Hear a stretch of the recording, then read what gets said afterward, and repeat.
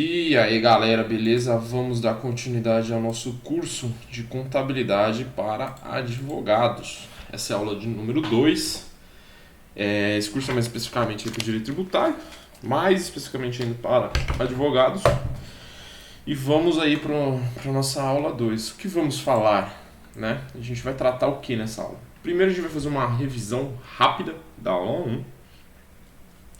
Depois a gente vai seguir aprofundando. Ainda essa aula 2 é para continuar conceituando, só que agora a gente vai descer para conceitos mais da prática do dia a dia contábil, beleza? Então a gente vai ainda assim desenhar alguns conceitos, porém a gente vai desenhar esses conceitos mais profundamente.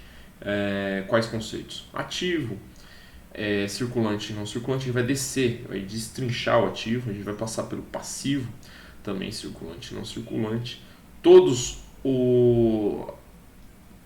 os detalhes que permeiam essa conceituação. A gente vai passar pelo patrimônio líquido, receitas e despesas, e por fim a gente vai dar uma explicada aí geral nesse método das partidas dobradas, uma vez que faz parte do método de partida dobrada de tudo que a gente já vai ter falado. Então a gente vai amarrar a ideia no final, beleza? Então é isso que a gente vai tratar nessa aula. Vamos começar aí primeiro por patrimônio. O que é o patrimônio? É o objeto de estudo, como a gente já disse na aula 1, da contabilidade. É um conjunto de bens e direitos. Eu trouxe aqui um exemplinho, assim que a gente vê de uma forma mais prática, né? O que é o patrimônio, assim que a gente demonstra, né? O patrimônio de uma empresa na contabilidade. Aqui é uma conceituação, então a gente está fazendo um link na aula 1, que é uma revisão, trazendo mais para um aspecto prático da contabilidade nessa aula 2. Tá? Então, é um conjunto de bens, direitos, obrigações vinculados à entidade econômica, que é objeto de estudo da contabilidade, como eu já disse. Esse balanço patrimonial é um relatório que elenca todos os ativos desse lado, passivos do outro lado, e o ativo residual, que também é chamado de patrimônio líquido.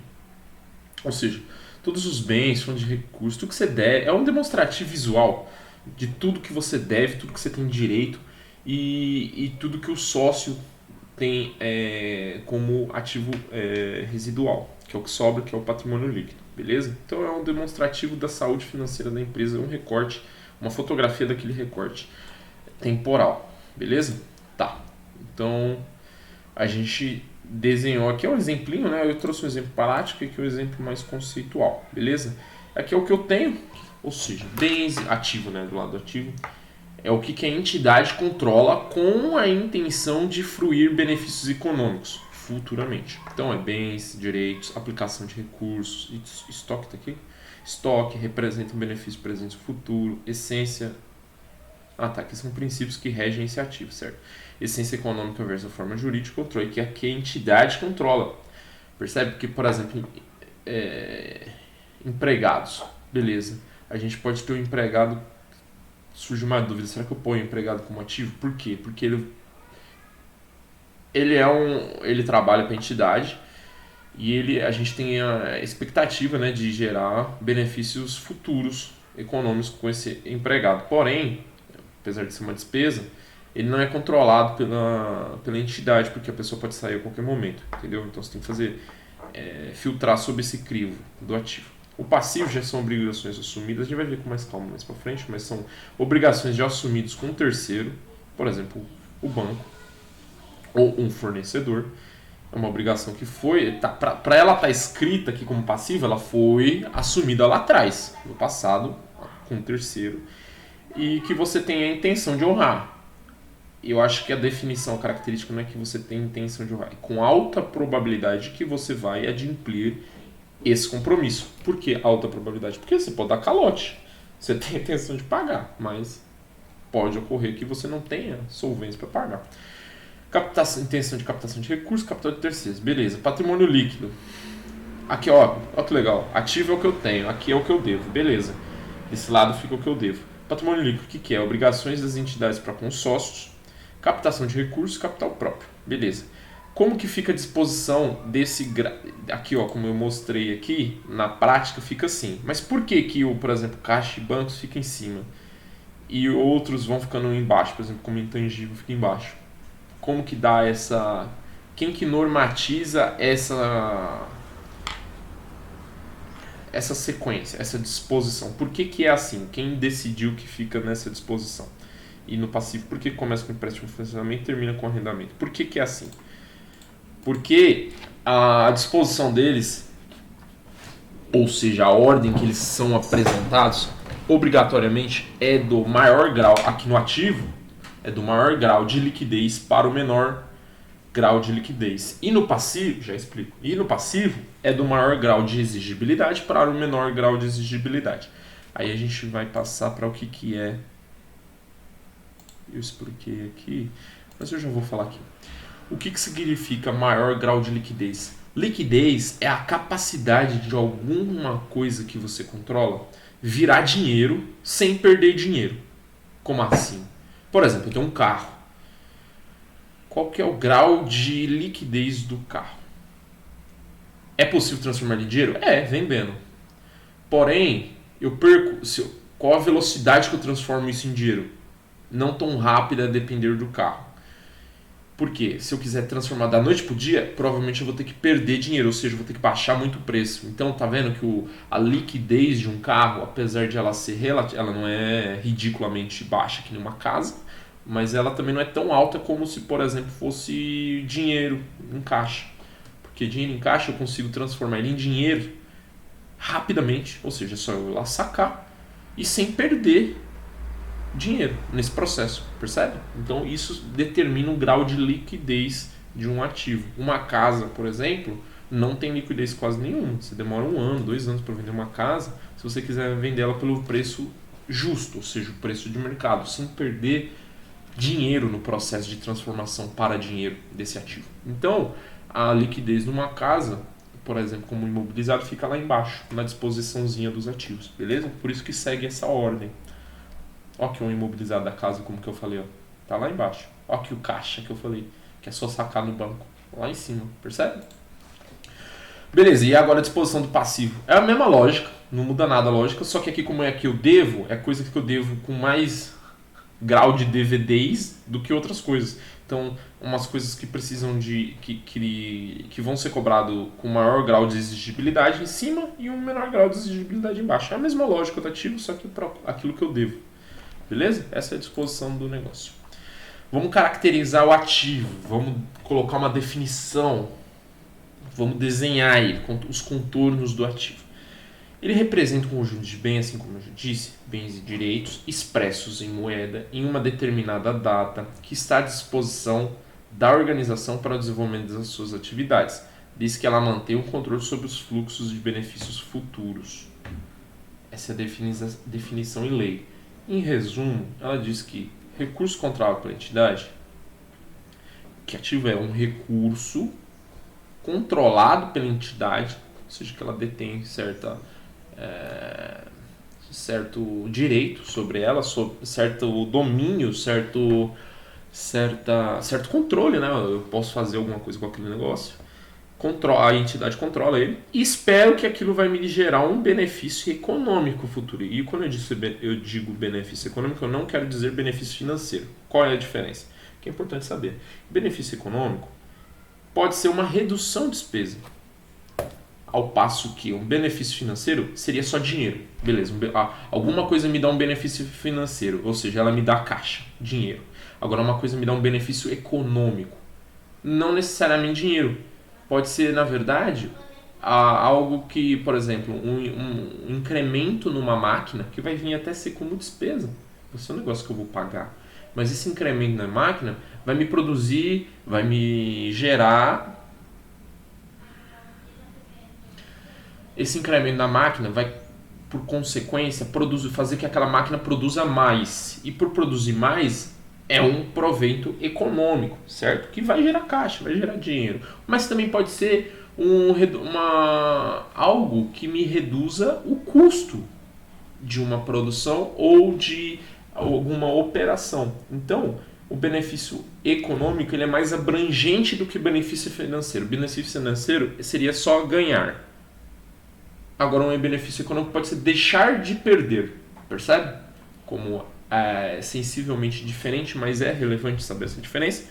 E aí eu dou alguns exemplos de ativo, né? Que é caixa, depósito bancário, aplicação financeira, estoque, impostos a recuperar, que você pode estar se assustando, porque esse curso aqui tem mais um viés fiscal. Então, como assim imposto? Imposto não é alguma coisa que eu pago? Sim, mas você pode ter impostos que você pagou, tributos, né? Não impostos, mas tributos que você pagou errado e você tem a reaver. Então, na verdade, é um ativo seu. É um crédito que você tem, que você pode abater com alguns impostos ou tributos que você deve, que é o passivo. Então você pode compensar esse impostos, tributos a recuperar. Direitos a receber, veículos, máquina, edifício, investimentos. Beleza? Tudo isso aqui compõe um ativo. Desenhamos ele bem. Vamos passar agora mais para dentro ainda do ativo, porque assim a gente tem um ativo, só que dentro do ativo a gente tem várias subespécies. Uma delas a gente tem que subconceitualizar o que é ativo circulante e não circulante. Dentro do ativo temos o ativo circulante e o não circulante. O que significa isso? É muito fácil, eles põem essas palavras difíceis aqui, mas eu estou tentando resumir para vocês. Circulante, na verdade, é que circula, é curto prazo. Não circulante é que assim tá para além do que eu preciso me preocupar. Tá, um exercício financeiro para frente, ou seja, um exercício financeiro aqui no Brasil a gente conta 12 meses, um ano calendário. O circulante está dentro desse um ano calendário, é basicamente isso. Eu vou tentar falar com palavras mais simples aqui para ser mais didático, mas aí depois eu trago o conceito certinho como vem em lei, beleza? Então, o circulante é que circula dentro do exercício financeiro, dentro de um ano, beleza, eu me preocupo com ele. O não circulante eu não me preocupo agora, porque é depois de um ano. Ou daqui 2, 3, 4 anos eu vou me preocupar mais para frente. Então ele não circula, é a longo prazo, beleza? Então vamos lá. Circulante. As disponibilidades, os direitos realizáveis no curso de exercício social. Aqui fica muito difícil para vocês entenderem. O curso de exercício social, que aqui é um ano, calendário, um ano. Subsequente, ou seja, até o próximo ano, ano que vem. As aplicações de recursos e despesas do exercício seguinte. Beleza? É o que eu falei. Ou seja, 12 meses. Exemplo de circulantes: caixa, estoque, duplicados a receber no curto prazo, certo? Não circulantes, ou seja, a longo prazo, após o exercício financeiro, ou seja, depois de um ano, exercício financeiro subsequente seria o próximo ano. Então, o não circulante não é no próximo ano, é depois de um ano, beleza? Então, são ativos realizáveis a longo prazo, por exemplo, participação societária, imóveis não de uso, etc. Beleza? Coisas de longo prazo. A gente vai tratar com mais carinho disso aqui mais para frente. Agora a gente só está desenhando os conceitos contábeis. Aí o não circulante, dentro, então vamos lá. Temos ativo circulante e o não circulante. Dentro do não circulante a gente tem o imobilizado. O que é o imobilizado? O nome é sugestivo. São direitos que tenham por objeto bem corpóreo, destinado à manutenção da atividade da companhia ou da empresa ou exercício com essa finalidade, inclusive os decorrentes de operações que transfiram à companhia os benefícios, riscos e controles desse bem. Cara, que eu entendi porque eu já li e já sei, mas eu acho que você lê na primeira vez você não vai entender isso. Então, é um grupo composto por bens e direitos de caráter permanente destinado à manutenção da atividade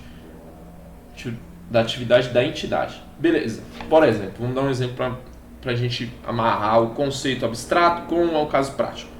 O que seria um ativo não circulante imobilizado? Vamos supor que você vai construir um metrô e aí você compra o tatuzão, aquela máquina de furar o solo para passar o metrô. Beleza. Você paga 400 milhões de dólares naquela máquina. Traz ela para o Brasil. Aquilo vai ser um ativo não circulante. Mas todos os custos que permeiam esse ativo não circulante imobilizado também compõem o custo desse imobilizado. Como assim? Eu trago a máquina de 400 milhões, mas para trazer ela, eu preciso pagar importadores, traduções juramentadas do manual, advogados que vão fazer todo o trâmite, contadores, um perito que vem lá de fora para dar o curso para os operadores aqui no Brasil. Todos esses custos vão inflando a composição do meu imobilizado. E tudo aquilo ali vira o valor do imobilizado. Perfeito? Então não é só os 400 milhões. Se eu gastar 100 mil com curso, 1 milhão de custos de imposto, tudo isso vai compor o imobilizado. É o valor que eu gastei para imobilizar isso. E o que é o imobilizado? Seria, na verdade, então, um bem ou direito, uma máquina, alguma coisa de caráter permanente que objetiva a atividade da entidade. Por exemplo, o metrô quer furar metrô, quer construir metrô. Ele objetiva essa manutenção, continuidade da operação da entidade. Beleza? Continuando no não circulante, eu esqueci de dizer no slide anterior que o imobilizado ele é regularizado, normatizado pelo CPC 27. Você pesquisar CPC 27, vai estar a norminha dele lá. Todos os gastos que compõem a construção do ativo imobilizado compõem o custo do imobilizado, como eu disse do Tatuzão, no exemplo, né? Metrô, tal. Tudo isso compõe o custo do imobilizado. E como a gente calcula a depreciação do imobilizado? Porque você vai concordar comigo que quando eu trago o Tatuzão para cá, 0 km, novinho, na caixa, tal, ele tem um valor, 400 milhões. Mais aqueles custos que eu falei. Vamos supor que seja 100 milhões de custos. Então a gente tem o Tatuzão de 500 milhões de dólares de custo de mobilizar. Beleza. Mas aí eu começo a usar essa parada. Ele começa a se depreciar. Por isso que tem a depreciação do imobilizado. Outro conceito contábil muito interessante. Que é o quê? Por decorrência do uso, do tempo, do desgaste, da obsolência da máquina, aquele valor, se eu pegar para vender, eu não vou vender por mesmo valor que eu comprei, 500 milhões, vamos por. Porque a máquina desvalorizou, a máquina desgastou, a máquina zoou, quebrou, precisa de manutenção. Então eu preciso refletir esse valor, que não é mais o valor verdadeiro da máquina. Por exemplo, eu paguei 500 milhões, passou um ano.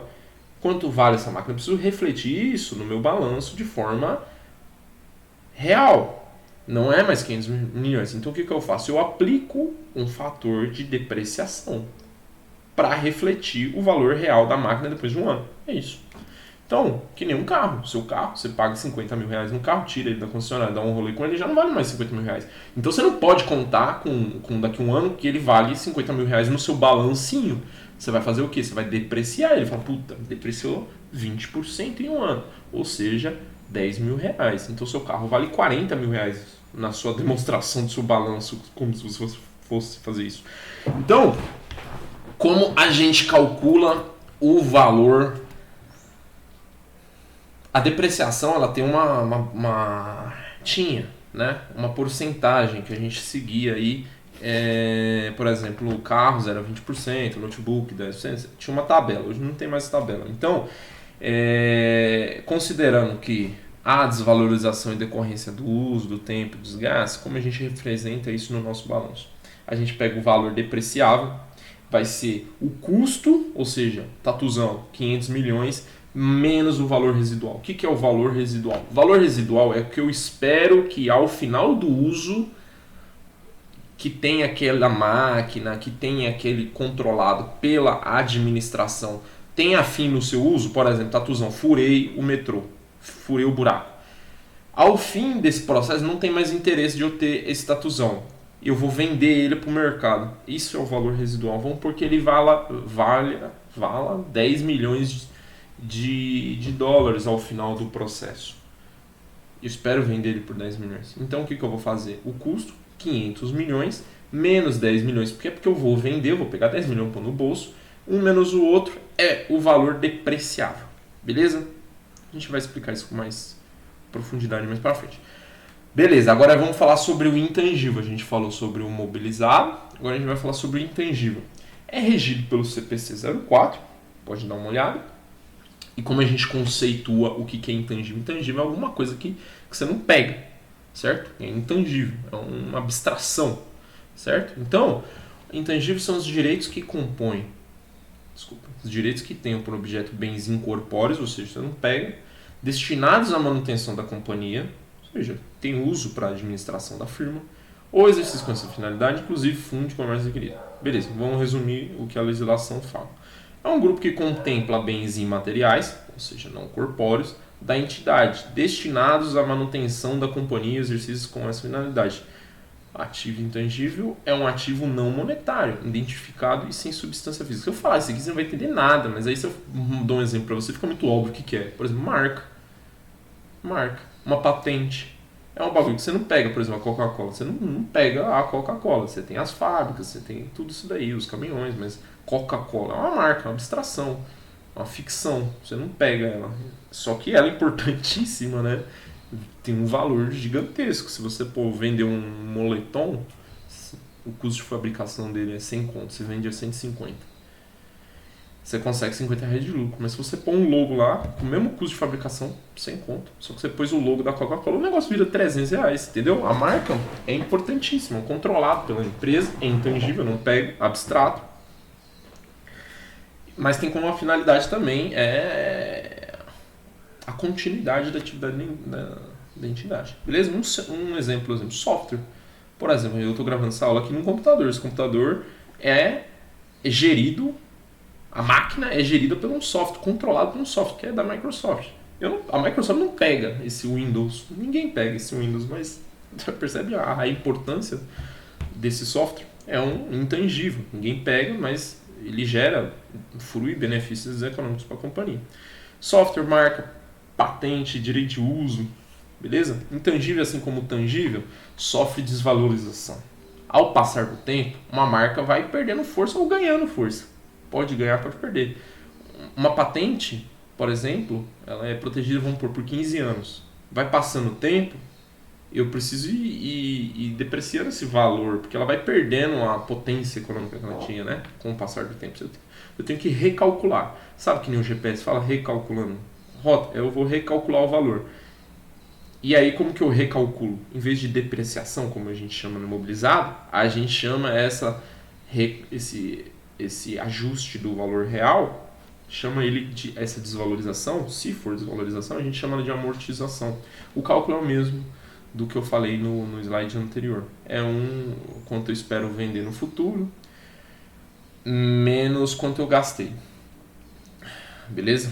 Bom, vamos conceituar agora o passivo. O passivo é regido normatizado pelo CPC 25 e representa conjuntos de obrigações existentes dentro de uma determinada data, que já tenham sido assumidas pela entidade em função de eventos já ocorridos e que representam um alto grau de probabilidade, lembra que eu falei lá no começo, que deverão ser cumpridos no futuro. Exemplo, pagamento de um futuro empréstimo obtido no passado. Eu sentei com o gerente, eu sou dono de uma empresa, sentei com o gerente e falei assim, pô, amigão, eu queria pegar uma grana aí, me arruma aí, ele, toma, assina esse contrato, toma aí 100 mil. Eu tenho que pagar isso no futuro. E como eu demonstro isso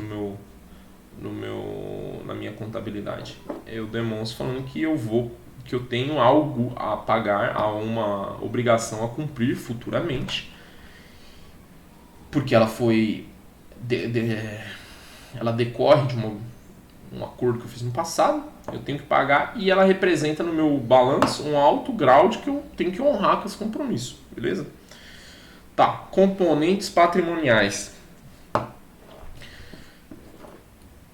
Parece que, para mim, que estou estudando isso, toda essa firula é para você demonstrar para o sócio ou para interessados que também têm interesse nesses dados da contabilidade, receita e despesa. Parece que sempre remete a isso. Pra você ter uma noção da saúde financeira da empresa. Então, a apuração do resultado ela é composta em resumo ordenado das receitas e despesas do período. A apuração é realizada pela forma destacada no DRE, que eu já falei na aula 1, que é uma das formas de a gente noticiar como está a companhia naquele momento, através da DRE.